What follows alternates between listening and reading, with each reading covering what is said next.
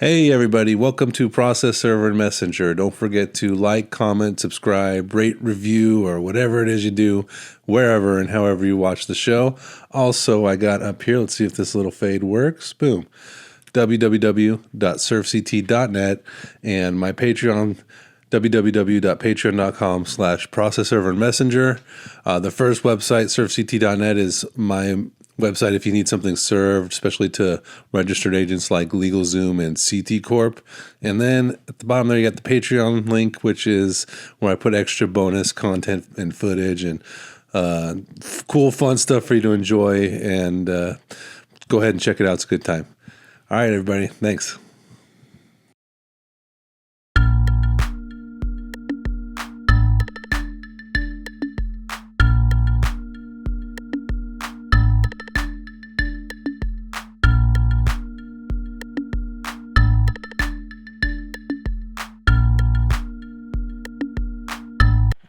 Hey everybody, and welcome to another episode of Process Server and Messenger. I am Nick, your host and producer and creator of this podcast, and today is the 5th episode, so a little baby milestone, baby steps, one episode at a time, and let's see how long we can keep this going. I am enjoying it. It's actually a lot more fun to do than I thought. I thought I would be having a tough time filming these and producing them. I thought I would be not enjoying it like as much as I am. It's just kind of a little bit of a therapy kind of form. You're talking to a camera that's a little bit like a therapist, and I say that because I just finished rewatching The Sopranos, and there's a lot of therapy in that.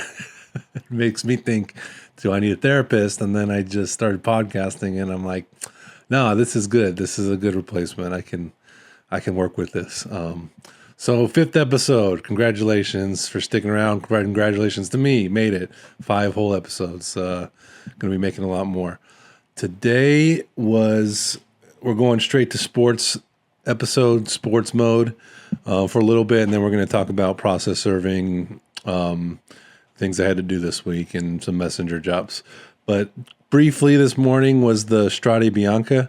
That was in Italy, somewhere in Tuscany, Italy, and a beautiful race. It was awesome. It was just breathtaking watching a sport like that. And when you're watching as much, I got a Lakers hat on right now. I watch Lakers, and you drive to arena, you sit in your seat, and it's made for TV, and everyone's sitting indoors in a stadium in the same place. I love the Lakers. I love sports, love basketball, but there's nothing quite like an outdoor cycling event through this old, beautiful cities. And the fans they have, man, I don't think there's any better fans than cycling fans. I mean, these people are showing up to the roadside. They're riding their bikes there. They got helmets. They're all wearing their gear. Well, not all of them, some of them. Half of them, they rode there and they camped out there, and they're waiting for the couple of moments where the racers come by, and it's like a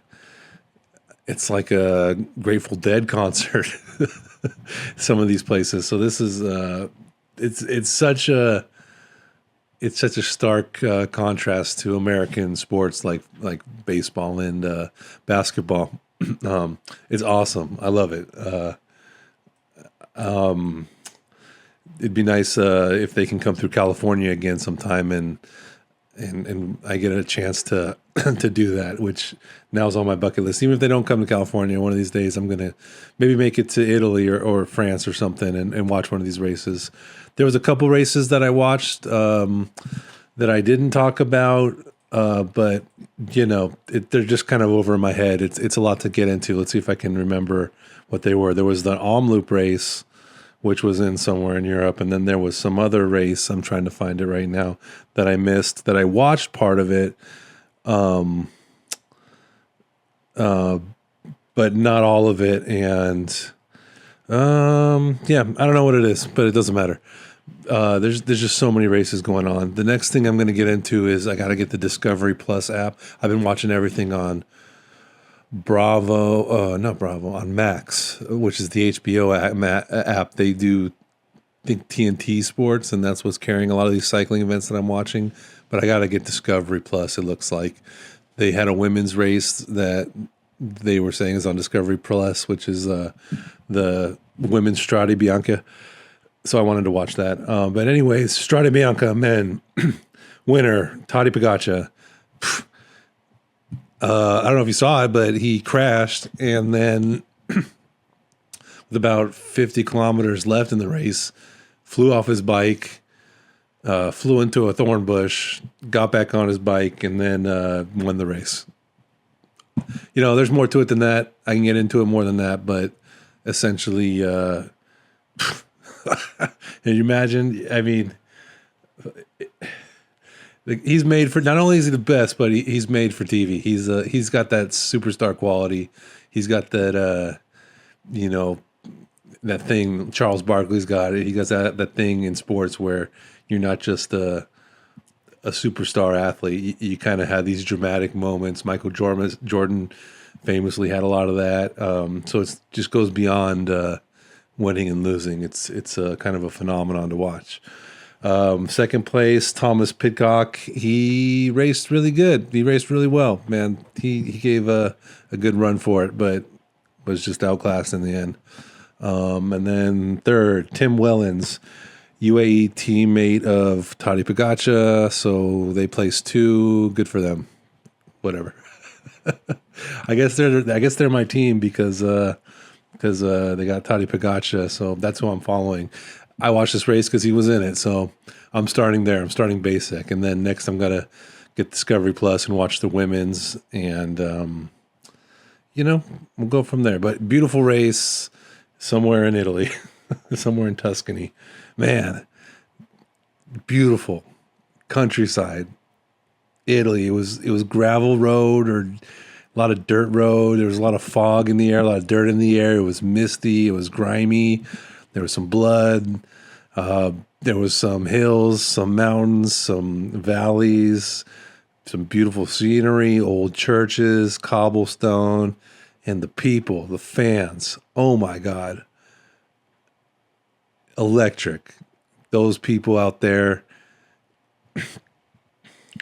Like I said, it's like a mix of the Yankees, the Lakers, and the Grateful Dead. It's just outdoor people lining the racetrack, and they get right in their face, and they're reaching over the rails, and they're not really the rope, and they're like waving, and then the bikers run by and they go, and they make a wall, and then they peel back, and then it's like this racers zip right through this tunnel of hands and fans, and crazy, phenomenal. But I'll have more of a cycling podcast dedicated more to that as I get more into it. Just briefly, that was on this morning, and I was able to wake up in time to catch it, and I am glad that I did. So it's on Max. If you got streaming, if you got something, you can watch it on there. Okay, but now we're going to move on to Process Server Messenger section of the Process Server and Messenger podcast. I had to serve a bunch of subpoenas these last 2 weeks, and oh man, it's been such a relief. A lot of my work lately had been coming from summons and complaints, and those require multiple attempts and personal service on the first 2 attempts. You could substitute serve after the 3rd attempt. Not too bad. I don't dislike serving summons and complaints. They're fine. But sometimes they could be a little more work than these subpoenas I've been getting, which have been just a blessing. Serving a lot of doctors, so a lot of other law firms, a lot of accident and injury law firms. Excuse me. I got too excited talking about the dirt and dust and gravel in Italy. Man, it's just been, I've been getting these subpoenas and going to these law firms and doctors' offices, and one shot, serving them, no problem. Receptionist giving me first and last name, no pushback, all easy work. It's been about 2 weeks of that. My success rate on a summons and complaint might be somewhere, I don't know, I'm guessing. It's above 50%, but let's call it 50%. just metaphorically 50%. You serve some, you don't. These subpoenas for records, it's like 80%. I'm just every once in a while you'll get out of 10 of them, out of 20 of them, I'll get one that's a legitimate bad address where the business moved. I'll get one where they say we have a registered agent, or we have a, what is it called at the hospitals? They have the intake people, they have the custodian of records, they have a records department, and they'll say, oh, you got to go there. And sometimes that'll be at a different address. Sometimes it'll be in the same building. Sometimes it'll be in a different city. And that's 1 out of 10, and 18 out of 20 of them, what I say, 1 out of 20 of them are like that. And 18 out of 20 of them are just, here you go, served, here you go, served. And I've been pretty blessed these last couple of days and about 2 weeks of getting a lot of that. Who knows how long that'll last. Hopefully they keep coming. But one of them I went to that I want to talk about was I went to Commerce Casino, and I went there around 11:30 in the morning. I guess that's kind of noonish, not so much morning anymore. But I thought I was going to go there and see some people gambling and kind of be weirded out. I'd never been to the Commerce Casino. And I just didn't know what to expect going there on a weekday at 11 a.m. and I wasn't preparing for the best. And I was so surprised. I guess gotta say, the people in there, man, I was a little jealous. I was like, these people are having a good time. It's a Thursday, it's a Wednesday, it's a Friday, it's 11 o'clock, and they're just here doing what they love. A lot of smokers, a lot of cigarette smokers, just enjoying some cigarette smoke and some gambling on a weekday. And I was a little judgy about it. I went in there thinking, this is going to be grimy. And then I was like, no, I'm the grimy one. These people are having a good time. They're all well dressed. It was not what I expected. I know I'm getting a little judgy here, but you serve a casino on a weekday, and this is Los Angeles. There's not a whole lot of casinos. I'm sure there's a couple, but I don't gamble, and this isn't the Las Vegas Strip, so I didn't know what to expect. And it just made me think, if you do serve, like if you're in somewhere where they got a lot of casinos, like Vegas, leave some comments. What's that like? I mean, I imagine you're not serving the casinos. I'm just imagining they got registered agents and records departments, but I don't know. Someone's going to have some stories about something like that. I thought I'd have a story about Commerce, but no, it was like clean. Parking was easy. People were happy. Everyone who worked there was helpful and happy. The people playing were helpful, and they weren't helpful, but they were happy. I guess that's good for them. I don't know what they were doing. They were having a good time. I was the one working. I was the one stressing about traffic, and they were just sitting there smoking cigarettes and doing what they love. So totally flipped my. It's a good reminder to myself not to get too cocky or not to get too high on my high horse. I saw a guy in the parking lot. Dressed super nice, just hanging out by his BMW. It had a paint or a wrap on it. It was like an emerald green, super shiny. I think he was just taking a break, standing by his car, smoking a cigarette, getting a new pack, and probably was going to go back inside. And I don't know what he's doing there. Maybe they're just staying at the hotel. I don't know. I don't know how many people gamble there or play or what games they have. It's just called Commerce Casino, and I went inside and it looked like a casino. I don't gamble. I don't go to casinos. So they were helpful though. They had a security office where someone from the legal affairs department came down and took the service, and it was pleasant, very pleasant. I enjoyed it. I totally flipped my mind on Commerce Casino. I thought I was going to be seeing some stuff. And what I actually saw was that Don't judge people because who am I? Yeah, it was easy. It was great. Shout out to Commerce Casino. I don't imagine I'm going to be gambling there anytime soon, but I always see that they have a sign on the freeway when I pass it on the 5 that says like steak and egg breakfast for 10, 11, 12. I don't know how much eggs are now, so maybe the steak and egg breakfast went up, but I always pass it and I go,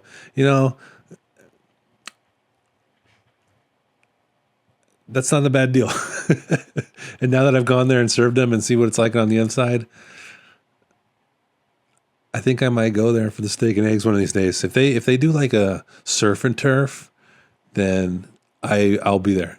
Steak and eggs, I'll do it if I'm in the area for breakfast next time. One of these days, I'm getting the steak and eggs for $10.99 at Commerce Casino. That's a promise I'm making on this podcast right now. I don't know when, but it'll happen.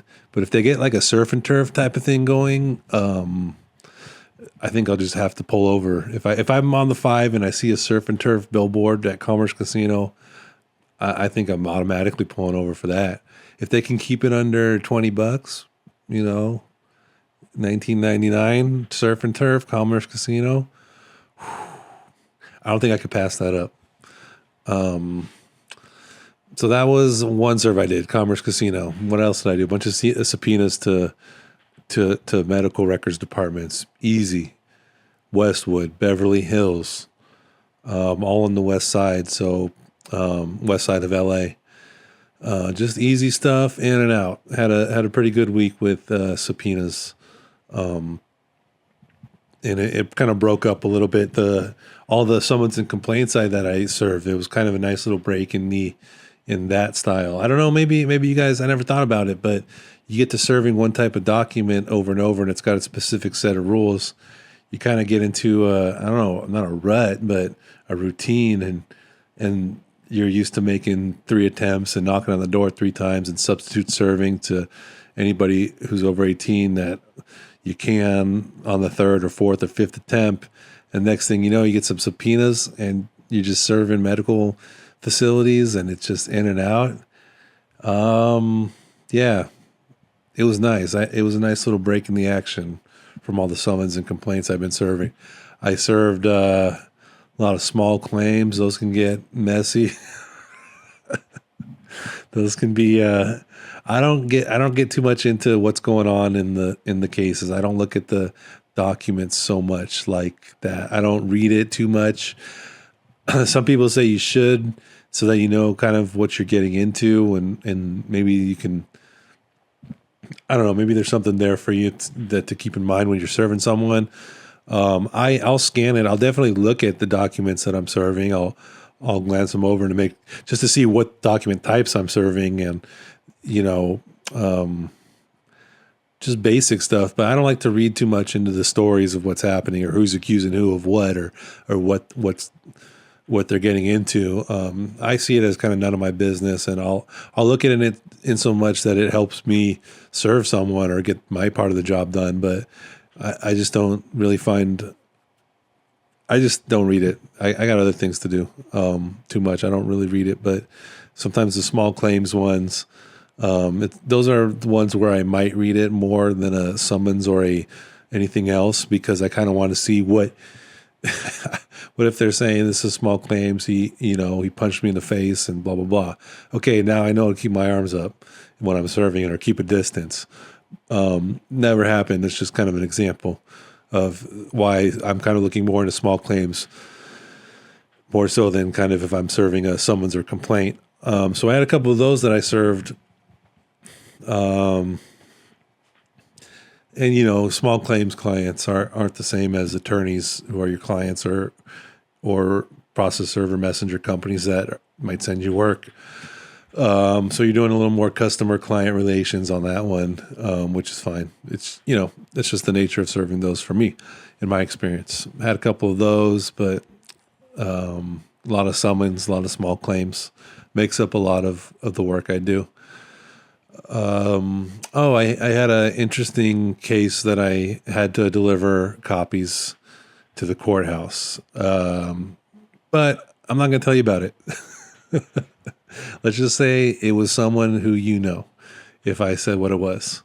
And there was nothing really remarkable about it. It was just got paperwork from a celebrity, or not from a celebrity, but a celebrity involved in a case. And I don't know. It's a little bit TMZ-ish. It's a little bit fun. It's a thrill. Again, I didn't read it. I don't, unless it's a small claims, I'm probably not getting into it, but it's always a little bit of a thrill to see a celebrity's name on a case. I don't know why. Maybe I'm watching too much TV. Maybe I watch too much TMZ.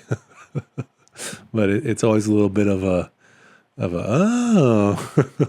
You kind of tempted to look at it, but then no, I got better stuff to do. I got work to do.